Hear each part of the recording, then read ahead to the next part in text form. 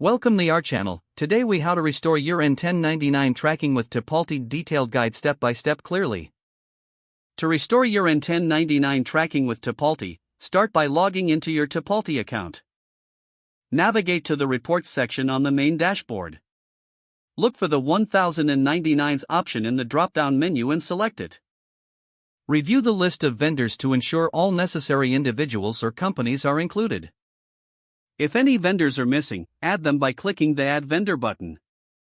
Enter the required details for the vendor, such as name, address, and tax identification number. Save the new vendor information to finalize the addition. Next, return to the 1099s section to confirm all vendor information is accurate and up to date. Select the specific tax year for which you want to restore 1099 tracking. Check the status of each vendor to ensure that they have received the proper payments.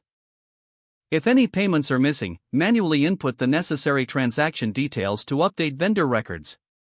Go over the payment thresholds for issuing 1099s to ensure compliance with IRS regulations.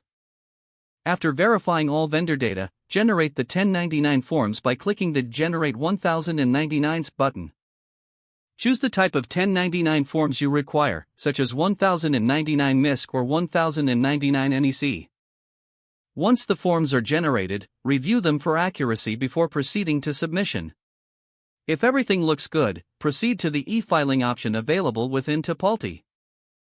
Follow the prompts to submit your 1099 forms electronically to the IRS. After the submission is complete, download and save a copy of the confirmation for your records. Finally, notify your vendors regarding the submission of their 1099 forms as required. If the page does not load, refresh the browser or try again in a private or incognito window. Make sure you are using the correct email address, then retype it carefully to avoid small typos. If your password is not accepted, use the reset option and create a new strong password you can remember. Check your spam folder for verification or security emails, then complete any requested confirmation steps. Enable two-factor authentication if available to improve account security and reduce unauthorized access risk. After signing in, review your profile details so your contact information and settings are accurate and current.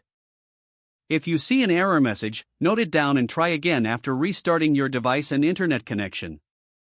Log out when you finish, especially on shared devices, to keep your account and payment information secure. If the page does not load, refresh the browser or try again in a private or incognito window. Don't forget to like this video and subscribe to our channel for more step-by-step tech guides.